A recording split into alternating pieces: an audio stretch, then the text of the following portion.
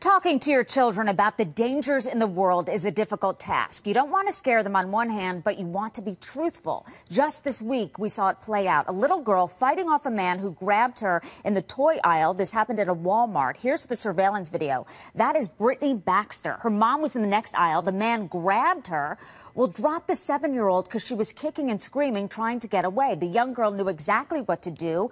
It probably saved her life. I'm joined now by children's author Julia Cook. Her book, Scoop, tells kids how to avoid dangerous situations. And if you're wondering, she has her 2 dogs with her, Angus and Jake. Julia, great to see you. Nice to meet you. The reason why you have your dogs is because that is a tactic that some people use to lure kids away. That's right. We want to teach kids to keep people out of their personal space. And I can talk to a kid till I'm blue in the face about don't go up to a dog, and I show them a real one, and all their defenses go down, and they run right up to them. So, and that is what the person wants to happen, is for the child to have their defenses down. This is a great book, Scoop, and it really outlines and gives parents a guideline in terms of what to tell your children. I was speaking to my sister, she has 5-year-old twins, and I said, have you talked to your kids about stranger danger? And she said she hasn't yet. I think this is a great guide because parents don't want to scare kids. That's right. How do you outline it without scaring? The last thing you want, I talk to kids, I say, I found out, I don't call them kidnappers, I call them scoopers. And I don't call them strangers either, because the people that take kids away from kids, or take away from their parents, they don't look strange. I call them scoopers because that's what they do. Now, most people are nice and kind. They would never hurt you. There's only a few people out there that are scoopers. So we found out what all the scoopers were doing, and then I wrote a book to make you smarter than they are.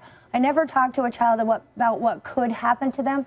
I talk to them about what they can do to be smarter than the scooper, so it's a more proactive approach as opposed to a reactive. Right, because monsters, if you say it that way, monsters don't necessarily look like monsters. Exactly. They can look like you or I, regular adults. So you have 5 tips that I think are really helpful. Name those in this book. Okay, the book starts out, the mom tries to teach the little girl about her scooper safety rules, and she can't remember what they are, so she writes them on her fingertips. S-C-O-O-P. The S stands for be smart and listen to your uh-oh voice. It's that voice that tells you when things just aren't right. And be smart. Know where the safe people are. A clerk in a store, a fireman, a teacher, a mama with children. Always know who the safe people are. Okay? And the C stands for call list. You never go with anyone unless you call to check first. Lots of parents use code word. A code word can actually get a child kidnapped. Why is that? Well, if I say, your mom told me to pick you up. I work with her. She says, what's my code word? Oh, your code word. I wrote it down. It's in my car. Oh, your code word. Let's go call her and find out. She told me I was going to, and so that will entice the child to have conversation with the scooper. And the whole point is, if we can teach our kids that when a grown-up comes up and talks to them and they don't know that grown-up, they should not talk back. And I think rule number 5 is key. You say never go places without a friend. Pair up so you're not alone. Exactly. You're so much safer. If you're outside playing, there's 2 eyes watching you. If you have 1 friend, there's 4 eyes watching you. If you have 2 friends, there's 6 eyes watching you. And keep people out of your personal space. No one can scoop you if they can't reach you. And 0 talking to people that you don't know very well, but you can always talk to safe people. So parents, this is really a great guideline for you to open up the conversation and the dialogue with your kids. It's called Scoop. Another one, you have several great books, by the way, Julia. Thank you. I want to get to Kid Trapper. That's talking about what could happen in a neighborhood when people are really predators and are looking at your child to do something horrible to them. And this book kind of lays it out, again, an uncomfortable subject for a lot of parents, but you do a great job with helping them. The sexual predator spends a lot of time with your child. It can be anybody, any socioeconomic or educational level. It's anyone who has contact with a child over time. It takes a long time to lure a web around the child.